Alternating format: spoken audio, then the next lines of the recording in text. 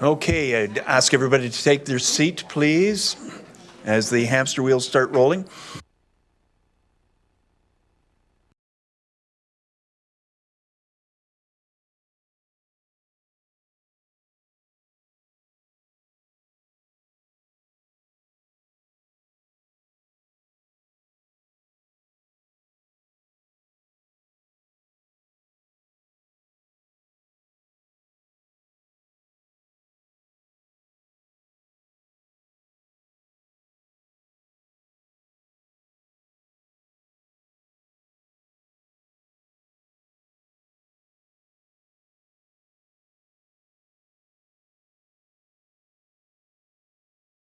Busy calendar year of meetings.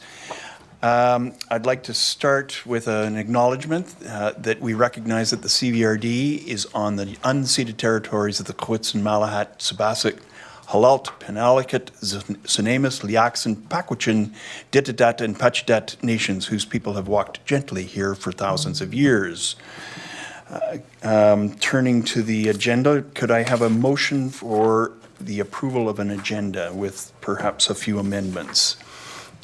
Moved by Director Justice, seconded by Director Segal.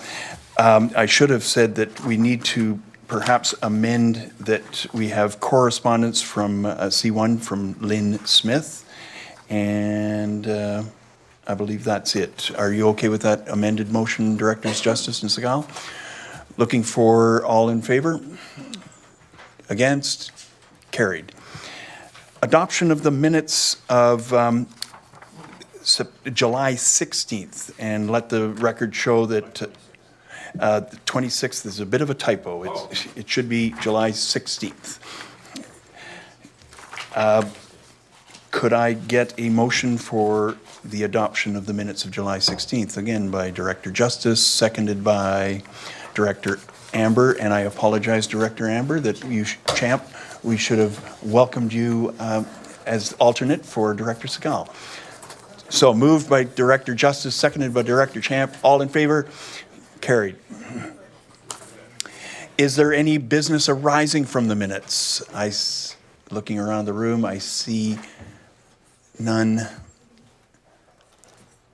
Okay, moving on to public input. The gallery is full, and I think this person knows that the public input period is to offer the public an opportunity to comment on an agenda item before the committee considers the item. The public input period procedure policy allows for an allotment of 15 minutes where the speaker is welcome to comment on any item or items on the agenda for up to a maximum of 3 minutes. This excludes items that are or have been the subject of a public hearing. Input from the community is valued and appreciated. We request that input be presented in a friendly and respectful manner. Your cooperation in maintaining a safe, respectful, and orderly environment is greatly appreciated. Good morning, Ms. Bernard. Good morning, Chair Abbott and esteemed members of the board today. Aisquail Siemna Siea. Thank you for the opportunity to provide public input, and I'm here to represent the scenario of a person contemplating public service and trying to understand the scope of the job, as well as the question before us today, which was the appropriate remuneration for the duties and the responsibilities of this role and the privilege of this role. And it's not lost on me that it's an opportunity to listen and learn from not only your colleagues, but from your electorate. And I'm wondering if it's even possible to quantify that in terms of hours. I also noticed in the report, which is a very good report, by the way, the number of meetings compared to the other districts compared. So, for example, even electoral area services committee meetings are quite extensive. And so I can appreciate that there are complexities to how to quantify how to be paid appropriately. Now, I'd like to also say that in trying to understand the scope of each of your roles, I'm looking at what the challenges are. So what kind of support circles do you have? And I want to thank the staff who, when I reached out this summer to get a link to the recording of the July 16 meeting, were more than happy to dig that up for me. I understand there were some technical challenges and that wasn't published to the YouTube channel right away. And so I really appreciate it. And I think that exemplifies what the efforts are the staff make to support all of you, and I think that's a very encouraging thing for anyone who's contemplating serving with the CVRD at the future election and whatnot. And I also want to say that this role gives you a tremendous privilege to, like I said, listen and learn, and particularly to be of a culture of learning. So I understand that people are reading great books, they're attending great workshops, they are constantly trying to expand the value that they bring to the table. And again, how do you apply a wage to that? I think those are the questions we're going to look at today. But to wrap up my comments as a member of the public, I'd like to give thanks and appreciation to Director Wilson, because Director Wilson back, I think it was 2019, wrote about the elephant in the room. And I'd like to speak to the elephant in the room today, which is the challenges that all of us are going through with the cost of living these days and the burdens to the taxpayers. And so what does it look like to be asking to increase remuneration at a time when all of us are looking to tighten and to be as frugal and efficient as possible with the demands upon our time and the demands upon our wallets. So I want to thank you for the effort you're going to put in this morning to consider all of those things.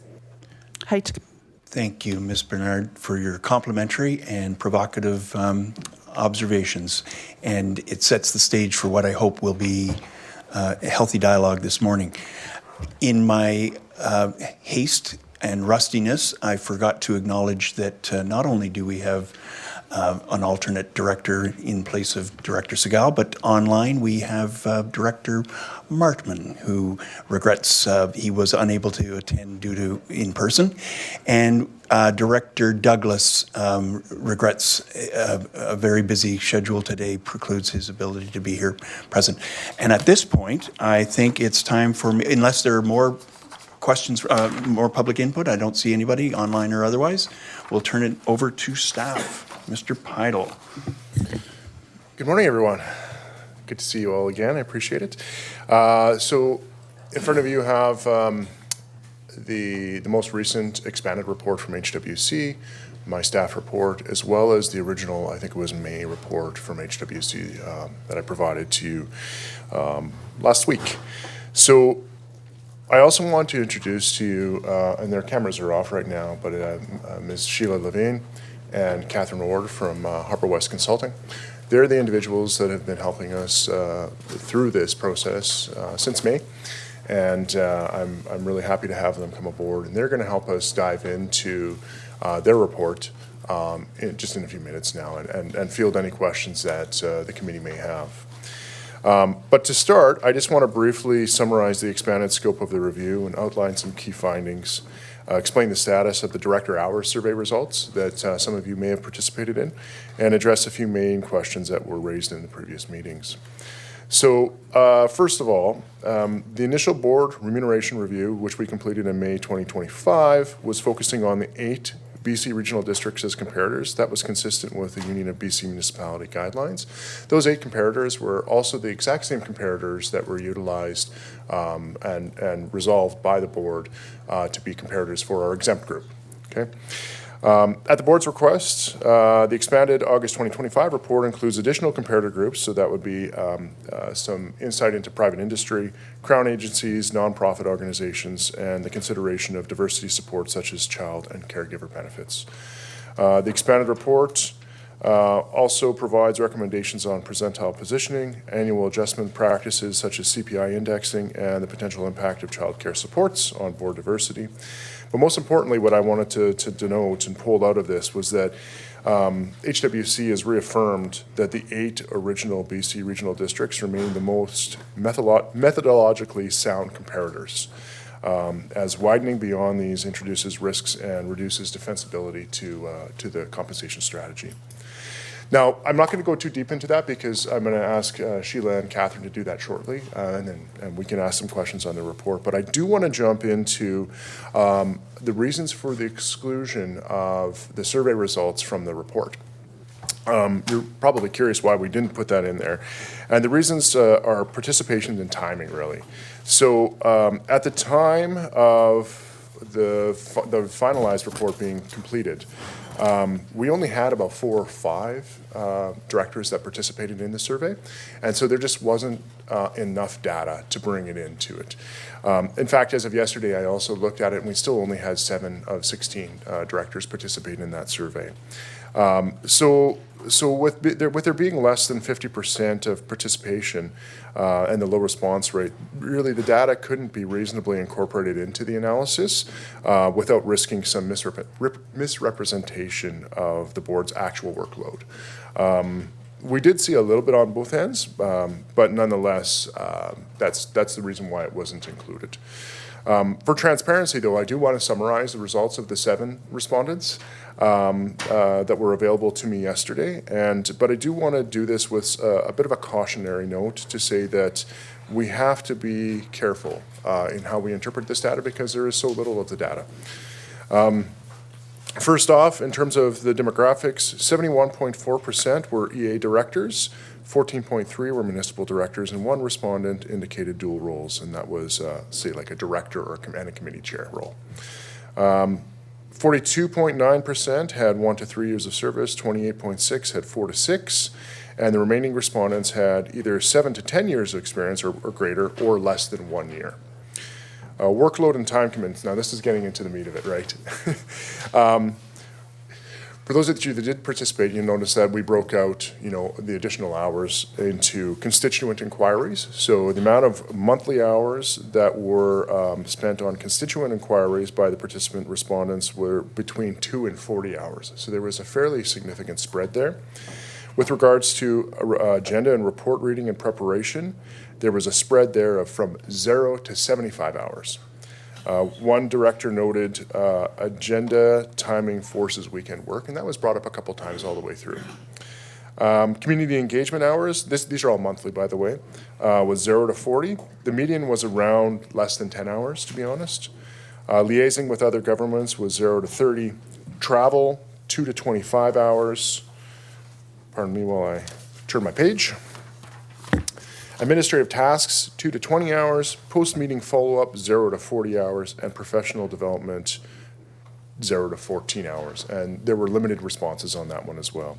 So overall, just in summary, the preparation, follow-up, constituent community work outside of formal meetings often was around between the 40 to 49 hours per month, and that's the median amount. So when you take that, when you consider that originally reported, elected officials spend approximately 198 hours per annum attending board and or committee meetings, it appears that the average total hours work equate to about 800 per annum. And that, if we were to use, say, a 35-hour work week, 1,820 hours per year, that equates to about 0.43 of a full-time equivalent position. There was some seasonal workload variation. So 85.7% reported that workload varies greater than 25% seasonally, noting peaks due to events, agenda timing, etc. And then the last couple things were barriers and supports that were identified. That was child and elder care stipends, technology broadband support for rural directors, more professional development funding was suggested, travel expense bridging for remote areas, office expense reimbursement for directors that didn't have easy Ingram access, and then, of course, consideration of workload realities in agenda release timing and meeting scheduling. And that was all about, we release our agendas on Fridays and then forces everyone to start reading over the weekend. Unreimbursed costs. So on average, we have a big spread here as well. Monthly out-of-pocket costs, as reported by the 7 respondents, was from $0 to $200 for travel and technology. And just a couple key qualitative insights were that one individual noted that elective service is seen as more than a job, a public trust with unique challenges and responsibilities not directly comparable to employee wages. And so that is pretty much it from the survey in terms of the results, just so that you did have some understanding as to what the results came out to. So with that, I'm just going to push it over to Sheila and Catherine to introduce the HWC report and field any questions that you may have. Sheila and Catherine, you can feel free to turn your cameras on now. And if it's all right with the chair, take the mic. Thank you, Mr. Beidel. What do we do now? Does Catherine just jump right in, or? Are you okay with the Please making introductions? take it away, Sheila. Thank you. Nice. Hello, everyone. We're delighted to be here. I'm Sheila Levangie, and this is my colleague, Catherine. And as it was shared, we work at Harbour West Consulting on the unceded and ancestral territories of the Squamish, Musqueam, and Tsleil-Waututh peoples. As mentioned by Ian, we were asked on behalf of Council to supplement our original report that was presented to the board in May. We were asked to basically conduct research into 4 different areas. And I was just going to plan to just take a few minutes just to quickly summarize the results of our report, and then happy to field any questions. As mentioned, we were basically tasked to look at 4 different things: an expanded market comparators to inform decisions related to compensation, best practices and market alignment to inform CVRD's compensation philosophy, best practices and board compensation adjustments, and finally, exploring childcare benefits and its impact on us to support board diversity. Our research affirmed basically our original findings and recommendations. Despite significant methodological concerns, which were just briefly mentioned, our report shared data from a wider selection of local governments, Crown agencies, and not-for-profit organizations. As you'll note, HWC was unable to find any decent, reasonable sector comparators in the private sector for various different reasons. Based on our research, it concluded that CVRD directors are paid slightly below the median of municipal directors, slightly above the median of electoral directors, and more meaningfully below the median for chair positions. CVRD director compensation was comparable to a level 6 sort of multi-billion-dollar Crown agencies. However, it was slightly below directors, the 2 examples that we had for not-for-profit sectors. In conclusion, while these are interesting data points, we certainly caution the use of these to basically inform any of your own individual decisions related to compensation. Compensation best practice basically says that in order to be able to inform market decisions, you should be able to find solid peer organizations to conduct a solid peer analysis. In our assessment, these additional data points do not meet the requirements to be considered strong peer comparators. Secondly, we identified that there were issues when we were comparing roles in some of these functions to roles that we were included in the CVRD. Again, market compensation best practices is to do what's called role benchmarking, whereby you try to go and find similar roles with similar scale and scope of responsibilities at similar sectors and similar geography. And in the examples that we shared, we had concerns around our ability to benchmark like roles in the CVRD. Secondly, our second kind of thing I was asked was around compensation philosophy and percentile positioning. Basically, in organizations, your compensation philosophy, the values that inform how you align to the market, are usually determined by 2 things. 1, organizational values, and 2, ability to pay.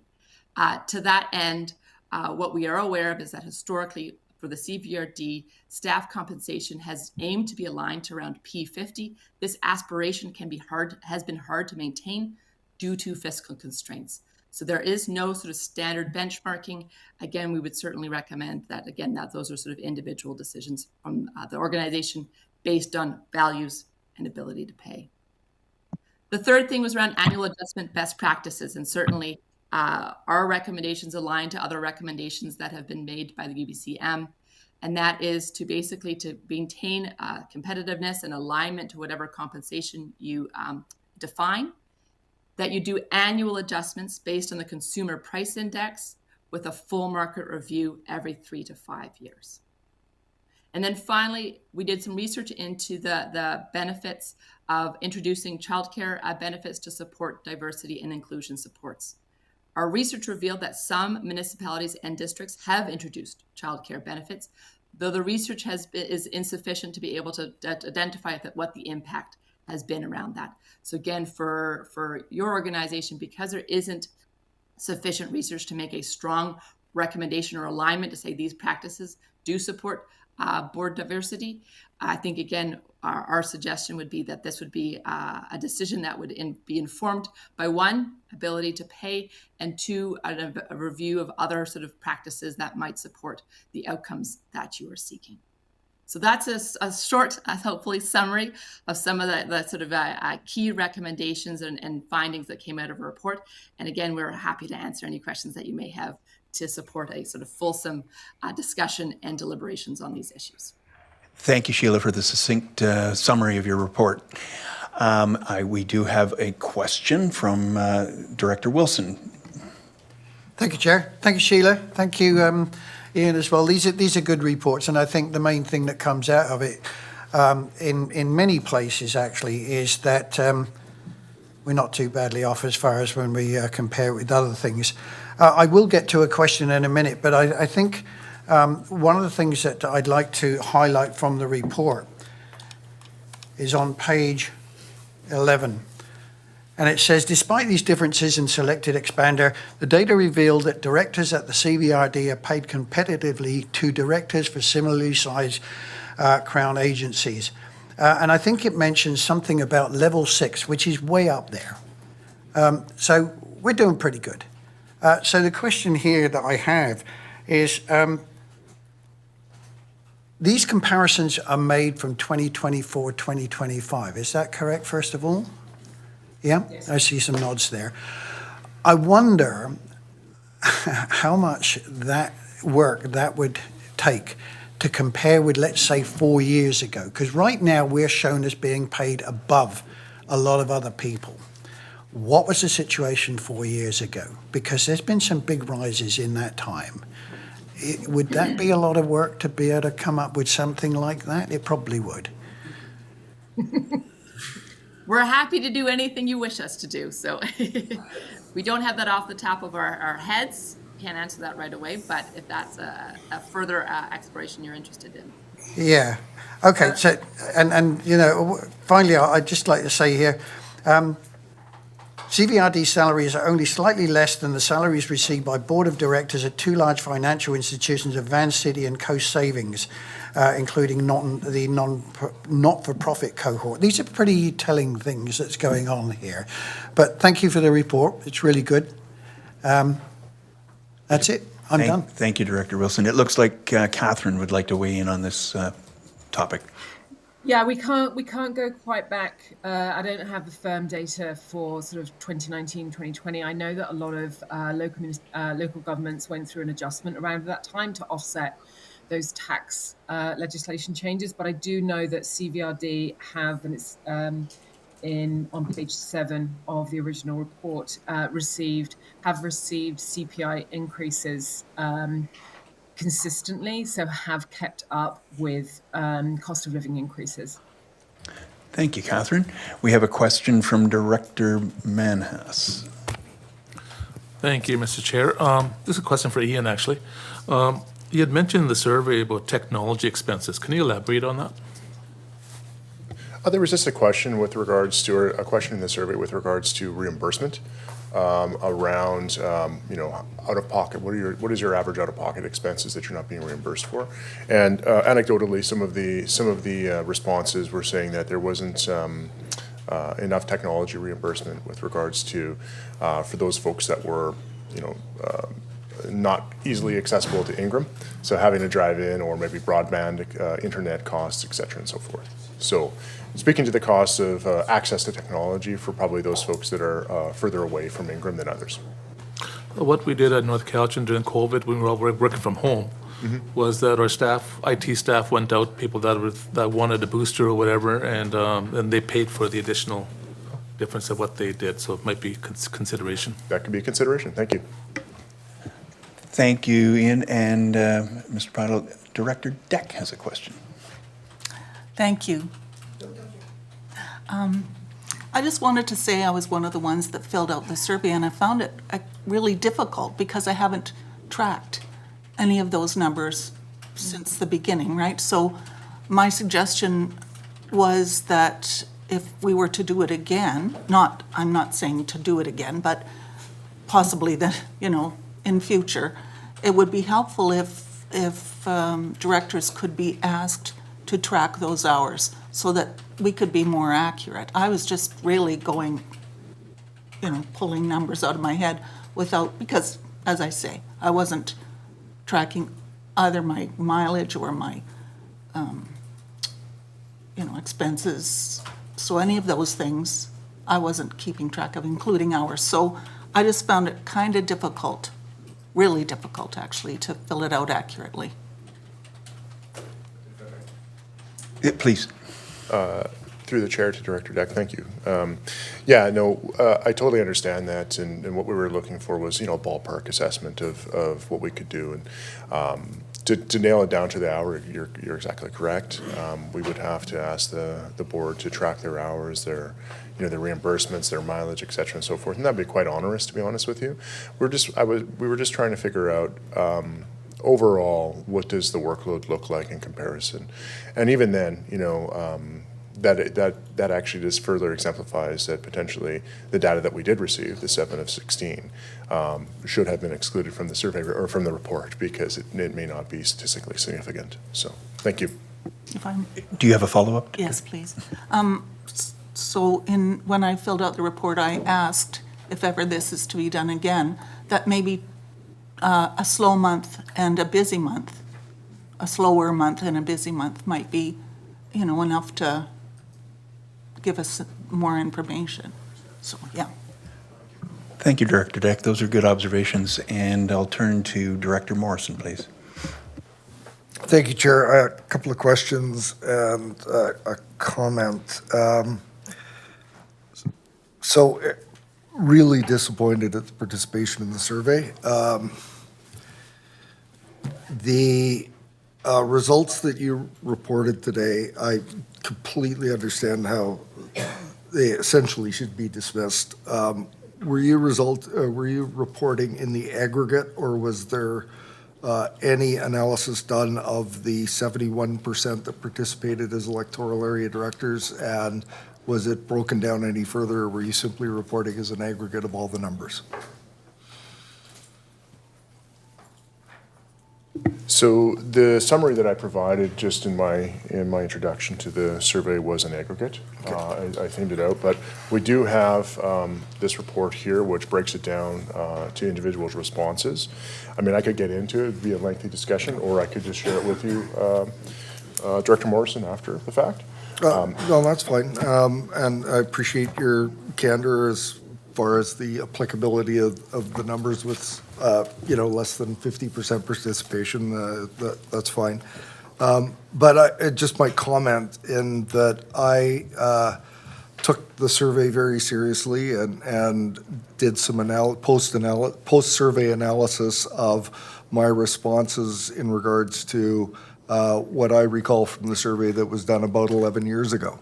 And I came to within an hour of the average of what was determined to be the number when the survey was done that we can't seem to track down. So, I'm sure that I was one of the outliers on those that would have been perhaps eliminated if we would have had a full data set, but interesting information, but certainly not applicable due to the lack of participation. So thank you.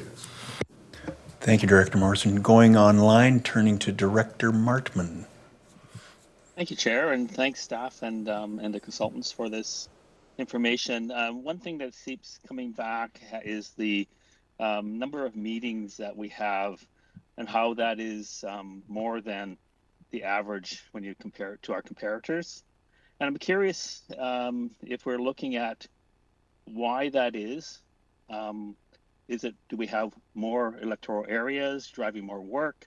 Do we have something else in our organization that drives more work? And is there a way for us to get to the medium with meetings?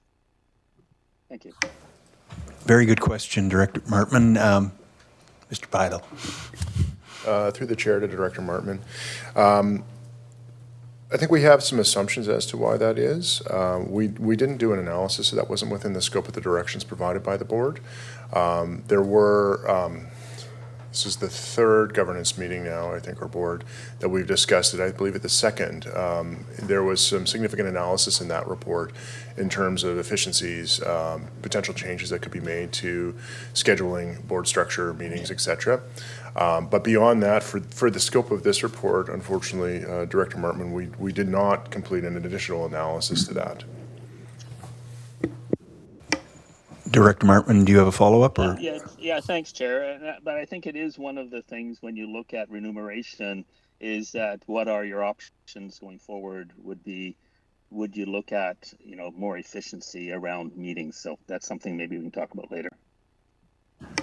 Perhaps that's a matter for a future governance meeting, and staff can help us with a report how to become more efficient. Okay, thank you. I don't, unless you have another question, Director Martman, your hand's still up. I'm looking around the room. Oh, they're back online. Okay.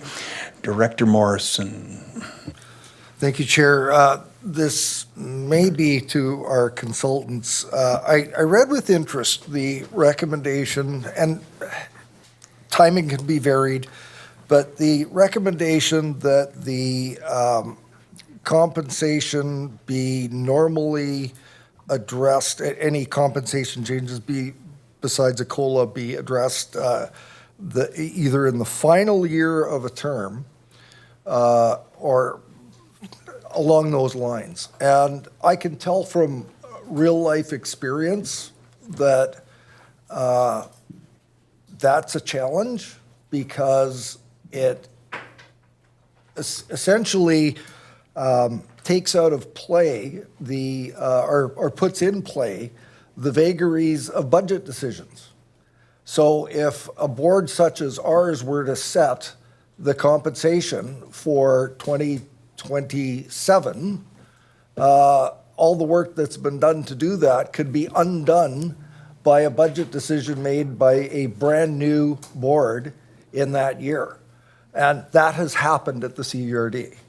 So my question would be why it wouldn't be recommended that any changes, and I don't anticipate there being much except for maybe chair, why it wouldn't be recommended to be in force in the fourth year of a term, so that it not only didn't become an election issue, but the pay level was set for the new board coming in. Any thoughts on that? Director Morrison, you're asking the consultants or Mr. Pidle? Whoever's got the ability to answer. Okay. Thank you. Through the chair to Director Morrison. So the primary reason is conflict of interest or perception of conflict of interest. Essentially I understand that there is a great probability that, existing board members will likely be existing after the next election as well. But to the public to be able to look to say, well, they're setting their own salary, technically speaking, you're setting the salary of the next board that's coming in. And I think that's the primary reason why the UBCM report has recommended that. But I do understand that there's challenges with that as well, with regards to, the ability for the next term to essentially reverse the decision.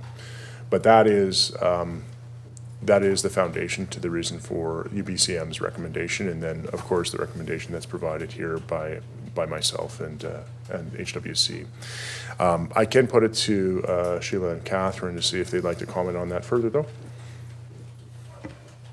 I have no additional comments. Catherine? No.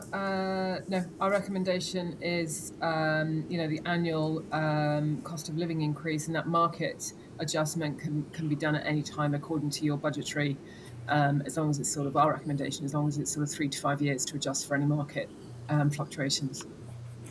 Thank you. Director Morrison, you've made your, okay. And I'm going to turn to Director Wilson. Oh, sorry, Director Wilson, hit the wrong button. Gotta get back to this. Did you lose them? No, I didn't lose them. I just lost where that list of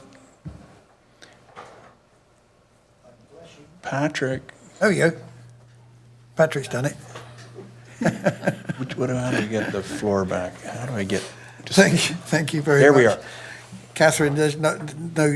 I notice you've got one of those funny accents like I've got as well. I've been here for 25 years and nothing's changed. So. Yeah, I heard your dulcet tones as well. I think one of the key phrases there that Sheila made just now was the ability to pay. And that's a huge one, considering that this board has asked our staff to come back with a budget figure of no more than 2.5%. And I'm wondering how we could ask for more or approve more than that if we've already set a limit elsewhere, which is lower. So I have a little bit of a problem with that. One of the things that Sheila and Catherine is kind of touched on here is the amount, the value of the health plan that we've got. It's to me, it's quite a large amount. The estimate's anywhere between $5,000 and $8,000 a year, depending on the family, etc. So, is there any comment you can make on why that's not really part of the whole thing here? And I know others don't have it, but to be perfectly honest, this is a very, very good plan, and it's non-contributory. Thank you. So maybe I'll start and Catherine can jump in. I really appreciate you bringing up that point. So in compensation, we often think about compensation in sort of three different buckets, and what you're identifying is what we call like the second bucket. So when we think about compensation, we think of one is sort of like any sort of salary or annual sort of income or any incentives that you get. And that's what we've been predominantly focusing on in the two reports that we've done. The second bucket, as you've identified, is any other paid benefits. And that could be paid vacation time, group health benefits, any other sort of additional pay that you receive or compensation that you receive in alignment with your job. The third bucket is we call our sort of non-monetary benefits.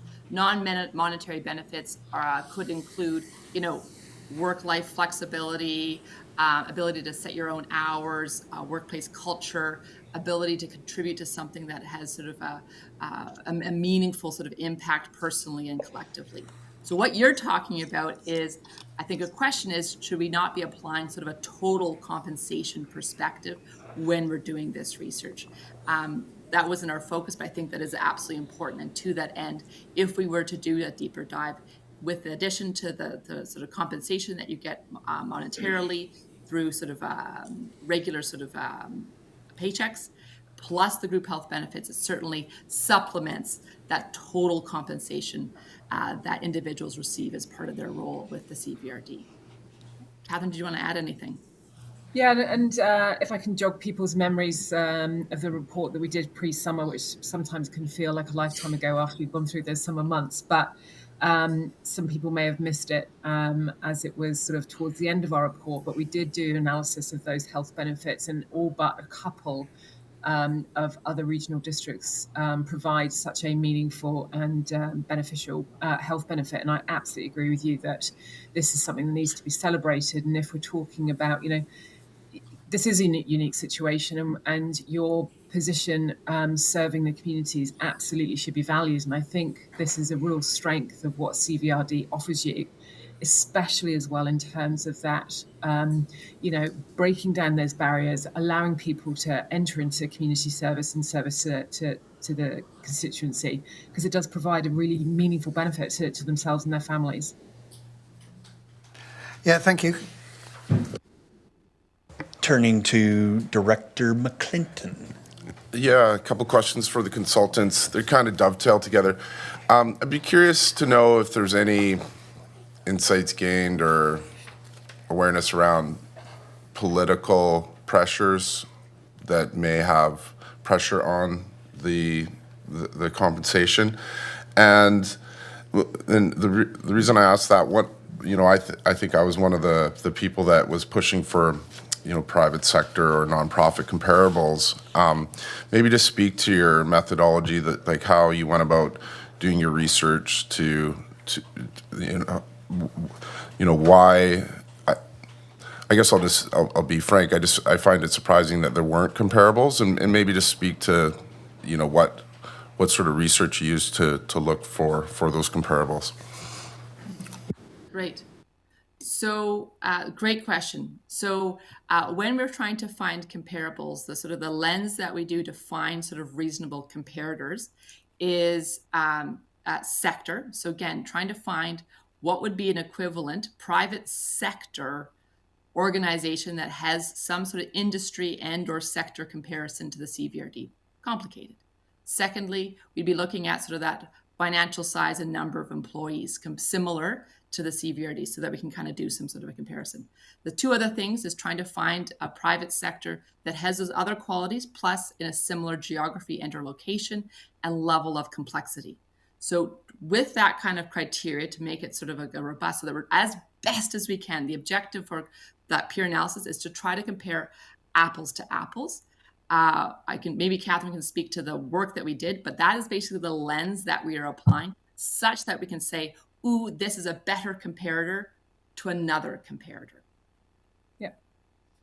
I can follow up on that. Is what we do, we almost go through a decision-making tree of the different tiers that we look at. So first of all, we look at matching a peer organization, so doing a peer analysis. Do we have a similar type of organization based on those characteristics that we've talked about?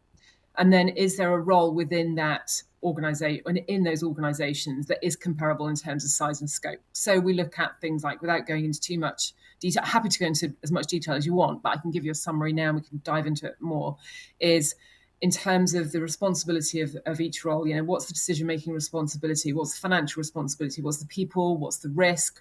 And what's unique about the position of directors on the board of a local government is that you're not employees, but you are your value of your role is absolutely important, and that needs to be remunerated fairly, responsibly, and equitably. So we don't find those roles in the private sector for one. And what we've found is if when you followed our sort of arguments around using Crown agencies, and Crown agencies are public organizations, they have similar strategic policy development, decision-making that you might find you have within your organization, within CVRD, is what's missing there is the responsibility and sort of the work that you do within the constituency. It's hugely unique. It's very unique, and it's very hard for us to find something that with equal value to that in a private sector. I'll pause there. And is there anything that that's quite a lot I've said there. Is there anything that you want to further follow up with? Director McLean. Yeah, thank you. Yeah, that makes sense. I think, one of the comments that was made, not by me, but one of the fellow directors, just that we're comparing ourselves to a broken model. And so not to even find something or like a few, one part of this private sector is comparable, one part of that private sector, I think, that would have been something I've been looking for, even if it needs to be qualified. So just curious, when you're looking for companies to compare to, like where's your database? Where are you looking for these companies? Are they publicly traded? Are they private? Like how do you even go about creating a list to compare against? Yeah, thank you. So for your organization, CVRD, so first of all, we want an organization so this is our ideal list. We would want an organization that is a local government. So all the particular responsibilities that you have working within the local government sector, that you're a board, that it's a board role, that it's geographically the same. We're looking at size and scope of the organisation. So what's the population you serve? What's the budget responsibility you have? What's the level of decision-making and strategy development, policy development that you might have to make decisions on? And there isn't a private sector organisation that matches that. Now, we didn't just blink ourselves off and say we can't find something. What we then thought about is, okay, if I'm a board director, what is it that I bring to that role? So is there a role within a is there a role within an organization, geographically the same perhaps, that would have the same competencies, the same skills, the same education, the same experience that you might have, that we can have a like for like application in that role? And again, we couldn't find it because there is no comparator that we would want to rely on. One more. So can you maybe just speak about geography specifically? Where did you limit that to? Was it Vancouver Island? Was it BC? Was it Canada? Where did you cut things off? Another great question, because first of all, in our first comparator group based on UBCM guidelines, we took the 8 organizations that as a board you agreed to use as the peer group for your employee compensation review. So we used them, and they were based in Vancouver Island and the Lower Mainland, so BC. It was BC focused. In our expanded local government group, we also included Prince George, I think, and then we also included some the city like Metro Vancouver. So we increased that group. We didn't go outside of BC. It wouldn't have been reliable data. I would want to stress that we have followed UBCM guidelines. We have followed what every other municipality and local government does in terms of our methodology and the comparators that they use.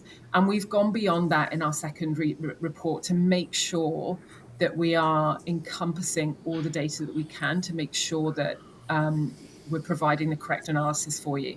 So no, I can't think of any other local government that has included Crown agencies, that has included not-for-profit. So I feel like we have spread the net wide enough and still have it as reliable and valid data for you to review. One last question. I'm going to put you on the spot. This was my thesis when we started this debate. Do you think that local elected officials should be the lowest paid people in the organization across the province?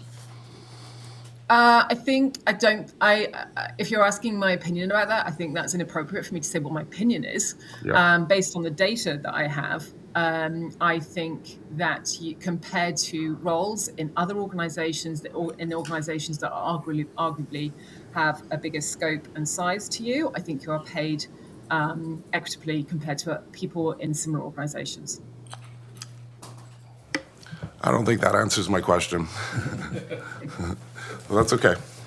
I think it's been noted, Director McClinton. Thank you, Catherine, for an exhaustive effort at replying. Looking online, looking around the room, any further questions? It appears there are none. Are we ready to perhaps apply a few motions? I'm turning to Director Segal. Thank you, Chair. If we're ready to move beyond questions, I'm happy to start with, so I'm referring back to Mr. Peidel's report. He has the list of recommendations we had made in a previous governance meeting in the background.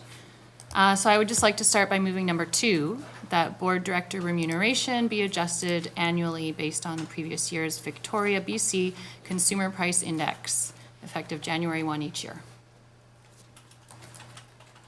Moved by Director Segal, seconded by Director Tech. Director Manhas, who's interested in technology. Any discussion? Director Wilson, thank you, Kate. I'm not sure whether this is the right place at the moment, but one of the recommendations or one of the things that I would like to see on top of what Director Segal has mentioned here is that these reports are very, very good. Mr. Peidel's and so at HWC's, they contain just about everything we need here. I honestly don't think that we as directors should be voting for ourselves.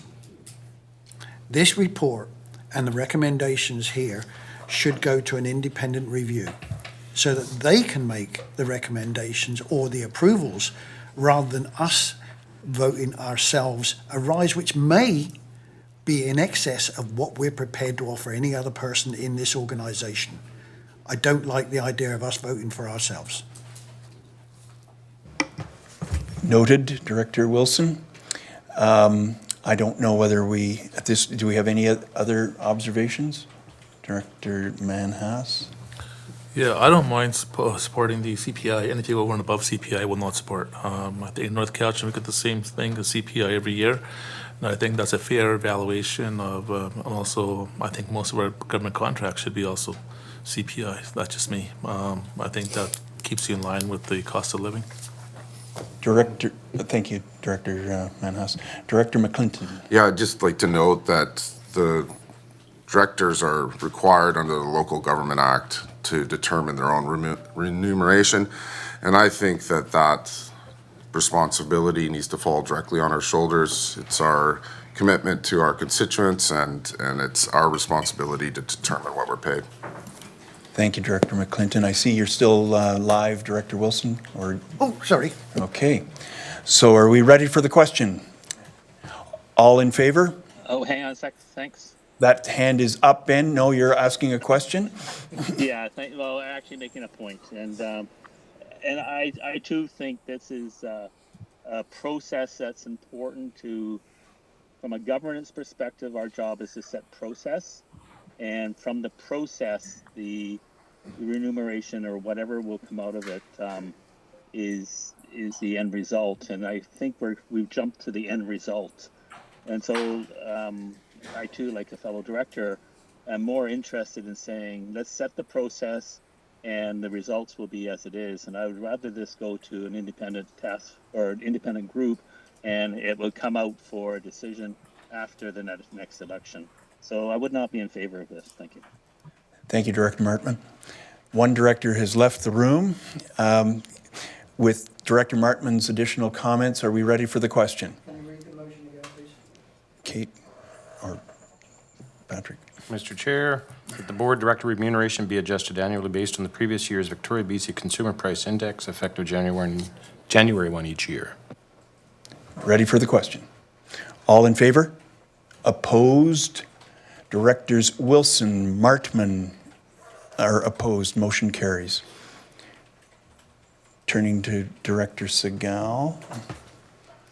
Thank you, Chair. And so just a little bit of context to where I'm coming from with these recommendations. These are all recommendations that have come out of the report from this third-party consultant that we hired. And we can absolutely make the recommendation going forward to involve a citizens committee if somebody wants to make that motion.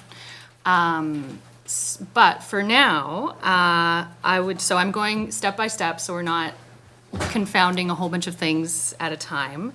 I would like to now move number 4 from the same list, that a board vice chair stipend of $7,750 be added effective January 1 each year, adjusted annually based on the previous year's Victoria BC CPI. Seconded by Director Wilson. Any questions about that motion? Seeing none, ready for the question. All in favor? Opposed? Director Morrison opposed. Motion carries. Turning back to Director Segal. Oh, sorry, Director Segal. Home configuration.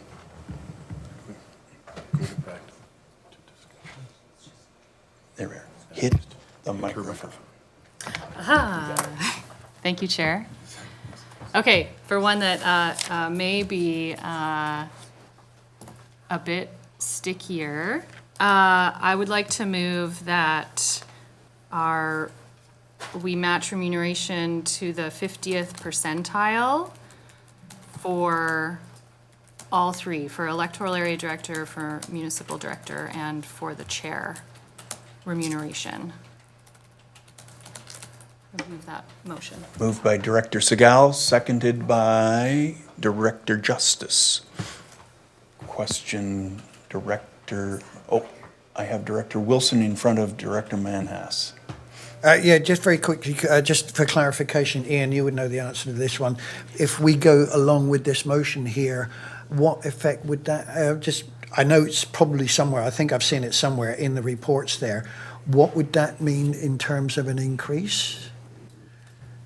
So with regards to matching the 50th percentile, we wouldn't lead or lag. We would just be at the median, just for clarification to start off with. Right now, if I'm not mistaken, I believe the EA directors are 5.6% above. And then there is a slight lag for municipal directors and a significant lag for the chair. Okay. And so what would happen is that we would, based on the previous motions that were provided, there would potentially be a market correction for the chair position, and then nothing would happen with regards to the EA directors. So even though they're 5.4% above, we wouldn't claw back that amount. What could happen though is, so say next year when CPI comes up, if they're still above the market, maybe they wouldn't receive the CPI. That would be at the will of the board, of course, though. Good stuff. Thank you. Yep. Thank you for that answer and that question. Director Manhas. Yeah, that was the same thing I went to ask too, because right now the electoral directors would take a 50 percentile would take a pay cut as it stands now. Okay. If I can, Yeah, Director Evan. Yeah, so just a note too, in terms of, and Sheila and Catherine can chime in as they see fit as well. Typically when I've worked on compensation studies and strategy, what you're looking for to be competitive, or is going to be plus or minus 5%, right? And so even if you're taking into consideration that you're 5.4%, or the EA directors are 5.4 above market, statistically speaking, they could be considered to be 0.4% above market based on that spread. And so that's why I would say that there would be no need for a significant market correction at this point in time. Good. Thanks. Thank you, Director, or Mr. Pidle. Turning to first-time speaker, Director Beeston. I just want to clarify, would this current motion then supersede the fifth motion in the agenda that the board chair stipend be increased 5% for the first 2 years and then annually on top of that? Because this would significantly increase the board chair's remuneration. Or are they suggesting to do this increase and then also add a 5%, which would then take them above the 50%? I haven't moved 5. Okay, all right, thank you. And staff would like to. Well, I was just going to mention to Mayor Beeston through the chair that the current chair remuneration, I think, is roughly 17% undervalued. So that would be a market correction, and then after that, CPI would be added, so that once the market correction occurs, we still stay on par, so that there aren't these massive market corrections throughout the course of the years, right? Yeah, thank you. Turning online to Director Marchman. Thank you. I just tried to understand the remuneration to the 50th percentile. Are we talking total remuneration? So we're talking salary and benefits? Just benefit. Through the chair to Director Martman, we are talking specifically to salary only at this point. So I'd like to make an amendment. And let's hear your amendment, Director Martman. So instead of salary only, it would be salary and benefits. Is there a seconder for the amendment? Seconded by Director Wilson. Questions to the amended motion, Director? Oh, you hung yourself up. I'll ask for staff input. Mr. Pidle. Just a point for discussion. So not everybody on the board is required. There's no requirement to be on benefits. So administratively, we have to take into account the cost of that as well.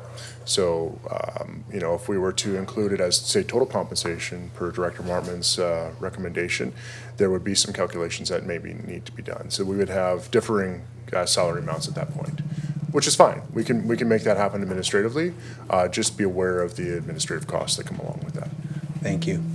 Any questions about the amendment? Director Martman, your hand's still up. I think Catherine wants to talk on this amended motion. Catherine, Yeah. please go. I really sort of appreciate the work and thought that's going into this, and I wouldn't want you to leave this room without being clear. And I think there's been some excellent questions asked around the impact that moving to the 50th percentile has then on that CPI. So I think it needs to be clear in your motion that it's the salary adjustment and then CPI, or it needs to be carefully thought through the wording of that, because there's two different things that are happening. And perhaps Sheila and I can help answer those questions about the best process to follow to make that salary, that sort of market adjustment. Okay, thank you for that. Are we ready for the question? Oh, Director Justice on the amended motion. Yeah, on the amendment, just it's not clear to me whether municipal directors actually take the benefit package that's offered here. I mean, I know I don't, and Tech's nodding, he doesn't either, because we have one that comes from the municipality, but I'm not sure of the case for Duncan or Ladysmith or Lake Cowichan, but I know that I guess the North Cowichan municipal directors don't take the... Mr. Pino? Thank you. And I also want to state too that the comparative analysis completed by HWC would have been salary to salary, not total comp to total comp. And so we want to make sure that we're continuing to measure apples to apples in this scenario, right? Now, we do know that we are competitive, if not more than competitive. We have a favorable benefits package, as Director Wilson had mentioned earlier, but we also have to make sure that we don't offset salaries to that effect if our comparators are not doing the same. So just food for thought when considering Director Martman's motion. Thank you, Mr. Pidle. Seeing, Director Segal and Director Deck. Thank you, Chair. Yeah, just to say I won't support this amendment. As our consultant said, I think our benefits package should be celebrated. It's a really important part of this job that helps to support a variety of people entering into public service as an elected official. Director Deck, you took your hand down? Thank you. So I think we've discussed this. Are we ready? Oh, sorry. Director Beeston. I'd just like a clarification. So is Director Martman's motion that our benefit package be included in our compensation to reach the 50% percentile? That's my understanding. Okay. Thank you. I just wanted to make sure that I knew exactly what we were talking about. Thank you. Looking around the room and online for any further questions there isn't. Oh, Director Beeston. So if somebody is not taking the benefit package, would they then receive that amount in compensation? No. Because that would, otherwise they would be below the 50% percentile. Would it not? Thank you. Through the chair to Mayor Beeston, that's exactly what I was speaking to earlier, is that administratively, if we were to have to offset the cost amount for benefits, to make sure that those individuals that don't subscribe to the benefits package aren't I guess, treated unfairly, that would be an administrative burden to us. Not one that we couldn't, handle, but it would be something to consider. Director Callio. Oh, man. Discussion. Try it again. There you go. Thanks. Yeah, like Director Beeston, I'm trying to figure this out here. I mean, as a municipal director, we don't accept any or get any services from the municipality. There's no dental, medical. We already have that covered by our own municipality. So that puts us significantly behind in because anybody at the board table here who accepts that remuneration, that's an increase of almost $8,000 per year. So, I mean, I'm just trying to understand if we vote for this, it's a 50th percentile, does that not put the municipal directors behind even further? Through the chair to Director Caillou, if you vote for the 50th percentile, it would, as Chair Segal had noted or motioned, it would keep us at the median all the way through. So if you have 50 percentile and CPI, pending all of our comparators do roughly the same, which most will, we would move along and match continuously. Now, the reason for the recommendation previously of a review every 4 years at the third year of each term was to ensure that we are adjusting for any significant market corrections that may have been made outside of, our knowledge, right? So, if there is a change in legislation, which occurred back in 2019, that was the catalyst or the impetus for the $110,000 that was added to EA directors. That was a market correction because of a change in taxation. That makes sense. But ideally what you would have is 50th percentile, you're not lagging the market, you're not leading the market, and then CPI would keep you just consistent with the market moving forward. Basically even for what we're making. Exactly. Yeah, okay. Yeah. Thank you. Apologies. Got me nervous there.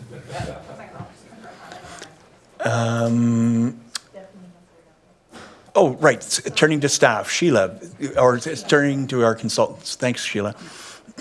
Nice. I'd hate to confuse things more, so I apologize in advance. I think what I'm understanding is that the revised motion would be, and again, there's a few different ways to do this.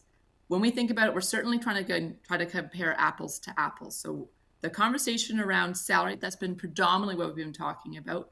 It's just around that sort of annual compensation. So again, we'd be matching it to the annual compensation P50 of your market comparators.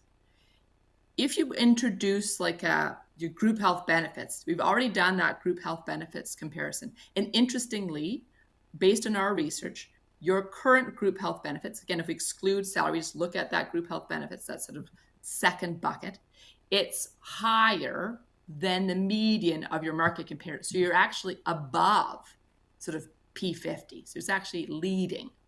So I suppose one generally doesn't want to remove benefits that you receive.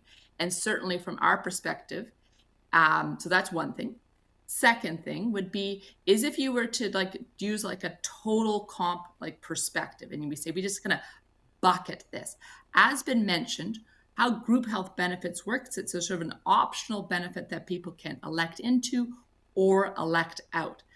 Most organizations, and again, we haven't done this research, but based on what I know to date, and again, I haven't done this research, is often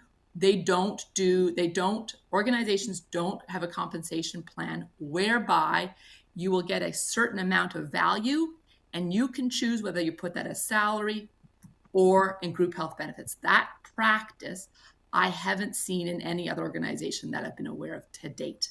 So that would be certainly extremely novel for you guys to do. And I think if you were to explore that, I think I would certainly caution some further consideration in terms of what that would implicate, because certainly that's a different model that we haven't seen amongst your peers or any other organizations that I'm aware of.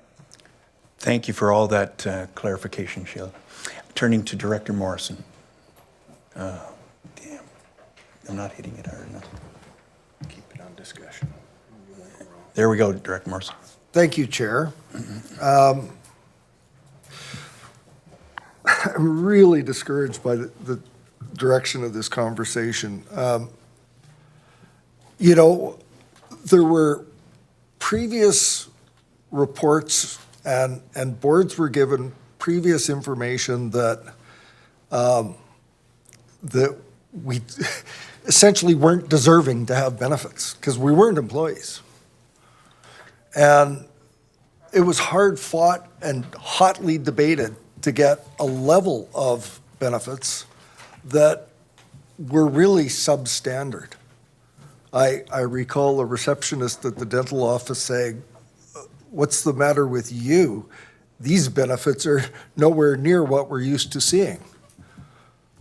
Are we trying to make the role of elected official at the CBRD less attractive? than it is, that's what the intent of my interpretation of this amendment to the resolution does.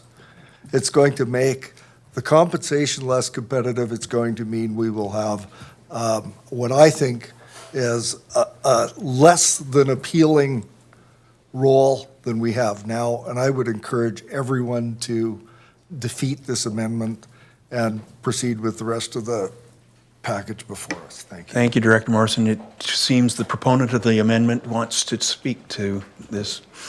Go ahead, Director Martman. Thank you, Chair, and interesting discussion, because whenever you look at remuneration, and you do it in isolation of salary to salary, you end up, I think, with false comparators. Because if everybody else had a benefit package, and you said, well, do we have a better one than the others? Then you would definitely include this. But some do and some don't. But in the end, what you take home as an individual is not just salary. You take home benefits. And certainly when you hire, whether it's a CAO or anybody else in the CVRD, it comes with a benefit package that has a value. And we look at that value too as a board and decide, is this what we want to offer an individual, or in terms of our case, the CAO. So I don't think yes, maybe novel, but maybe it's the way to start something where people are actually comparing what we actually totally benefit from, salary and benefits. So I get it, I understand it, but I think the important thing is that if you do not take this benefit package, then you will be marked, you won't be penalized because of it. You will actually receive the 50 percentile. If you do receive it, then yeah, there's a value to it, and it needs to be offset by that value. That's how it's my view of it. And yeah, I sometimes come from left field, but I believe this is something. If I was looking at it from a public perspective, I would say that this is would be a fair way to move forward. Thank you. Okay, we've had healthy debate, discussion on this amendment. I'm going to take, it's going to get a little heavier. Director Wilson, or does our, no? Okay, Director Wilson? Yeah, originally I seconded this particular amendment, but I must admit that having heard more and more about this, I will be voting against it.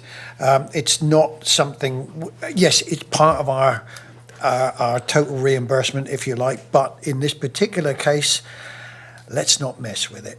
Thank you. Thank you. I'm going to turn to our CAO.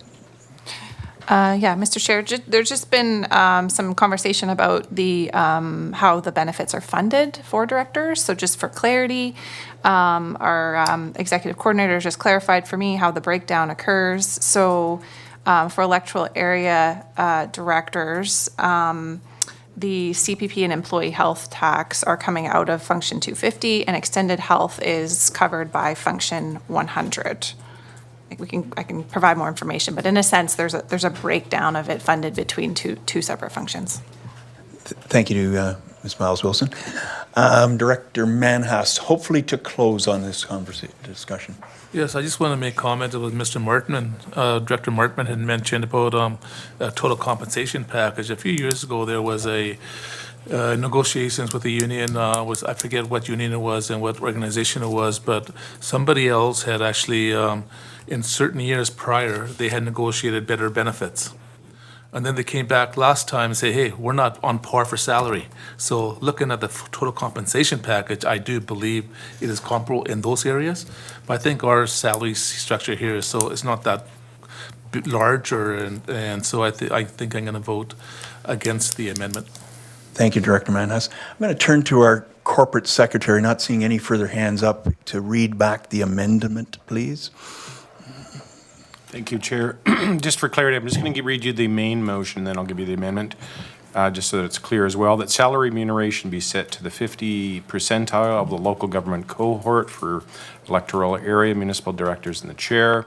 And the amendment that and benefits, i.e. total compensation, be added following the word salary. So, turning to the floor, voting on the amendment. All in favor of the amendment? Director Martman? All opposed to the amendment? Everybody but Director Martman. And missing in action today would be Directors Douglas, McGonigal, Staples. Motion defeated. Moving forward to the main motion on all in favor? Opposed? Directors Morrison. Motion passes. And I was opposed as well. So Directors Morrison and Martman opposed. Motion carries. Director Segal. Director Segal. Thank you, Chair. I'm just looking to see if we have this in the, here we go. I'd like to move number 3, that remuneration rates be reviewed once per term by an external party, with each review to include a comparative analysis of remuneration for elected officials at similar regional districts, the specifics of which to be determined at the direction of the board, and that reviews be initiated no later than 1 year prior to the next election. Move that. Do I have a seconder for that motion? Seconded by Director Wilson. And questions? Director McClinton first. I'll let the person who moved it speak to it if they'd like to speak to it first. I'd like to speak to the motion. Director Segal. Sure, this is just to provide a structure ongoing, and I plan for my next motion to be with regards to the remuneration bylaw. I recognize there might be some differing opinions since, a citizens committee has been brought up a couple of times. Happy to engage in debate, but I think having a third party review each year is really important for our transparency. Each term? Each term, sorry. Thank you. Director McClinton, you're live. Yeah, I'll be voting against it, mostly because this process, it's hard to put my finger on it, but I'm fairly unhappy with the process and the information that's been provided. I think there's, anecdotally from the other directors I've talked to, are the way that we're compensating ourselves and with what we're using is we're comparing ourselves to other people that are facing the same challenges that we are facing in terms of downward political pressure on our compensation. I don't think we've addressed any of the core issues that have been brought up by several directors. And so jumping to an independent review, I still think there's many very large questions that haven't been answered or haven't been addressed satisfactory, moving to that, to independent before I feel comfortable. I can't support that at this time. Hopefully we'll get there. Thank you. Director Manhas. Thank you, Mr. Chair. I'm going to be voting against this because I think I agree with Director McClinton here that he has brought up many times before about the timing of the meetings, the daytime or evening meetings, and I think that would be a influencer on this whole package and moving forward. And also, we're already saying, okay, we're going to go ahead with CPI every year, and I don't think we should get any more than CPI. That's just my personal view. Thank you, Director Manhas. Director Kallio. Thank you, Chair. Yeah, I'm in agreement with Director McClinton and Manhas. maybe for not completely the same reasons, but my reason is because I don't know why we'd have to have an external party come in every term. Maybe, you know, like, we could do that once, maybe the first year of next year of the next term. But we've already set out for the CPI, so my question is not the increases already built in with the CPI? Thank you, Director Kallio. Oh, staff. Through the chair to Director Caillou. The idea to have the every 4-year review is to make sure that there aren't any significant market corrections that may need to be made. So say, for example, if there is another issue where legislation changes, as I mentioned earlier, that we have an ability or a tool to make that correction. Or, for example, if there are, speaking to Director Clinton's comments about, you know, we're comparing ourselves against a broken system, if there are others that are electing to be more progressive at the time or operate in a different manner, then we can potentially correct against those comparators at that point in time. So it allows us to stay in the same boat for the most part, but if any significant changes have occurred, that we can say, oh yeah, these changes have occurred, we probably need to at least talk about whether corrections need to be made or not, so that we don't fall behind because of CPI. Okay. Thank you. Director Morrison. Thank you, Chair. You note that I've been voting against a lot of items here. Extreme displeasure with our process, and echo what has been said before me. The best process since 2008 was the last one, when one of us said, you know, this is crazy, we should try something different, we should do this. And it made the most sense to the general public out there, even though it was the largest increase. I'm really discouraged by our fear of a perceived conflict of interest when the provincial government has said we are not in a conflict of interest. So I'm not going to support this as well. I don't think we need to go external every year. I don't think that we need an ironclad process, and so I won't be supporting it. Director Morrison, just to clarify, it's once a term. Once a term, sorry, but still, this is putting something so structural in place, and I think it's to avoid a sense of responsibility, which the province has said we have. So I'm not in agreement with the UBCM process either. I think that as 16 relatively intelligent, informed, hardworking individuals, that we can do a good job of setting the compensation package for the next board. Thank you. Thank you. Director Beeston. Question. If we don't have a term review set up and something happens legislationally or there are massive changes, we could then request an external review. It's not saying that if we don't set it up now, we can't have one. We could do it on an as-needed basis. Yeah, at the will of the board, through the chair to Mayor Beeston, Director Beeston. At the will of the board, you could direct staff to do the research, absolutely. And the second question is, there is a cost to the external review. Yeah, so the initial report was just shy of $7,000. Yeah, okay. Thank you very much. Yep. Director Wilson, please. Core. There was a phrase used just now, the sense of responsibility, and it's from that point of view that I'm coming at here. It is a sense of responsibility that I would say that we need an external review. It should not be left to ourselves.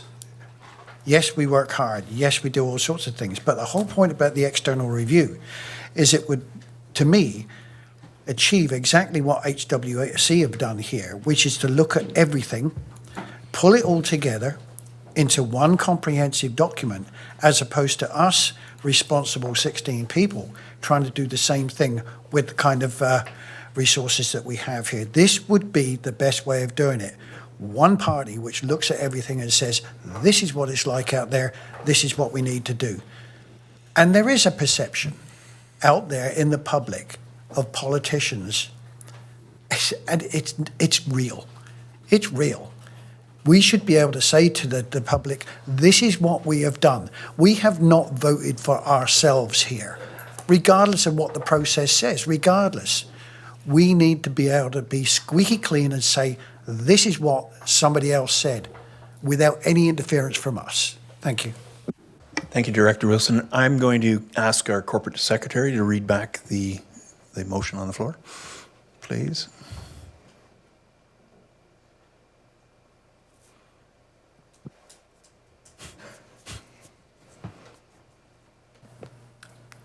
Thank you, Chair.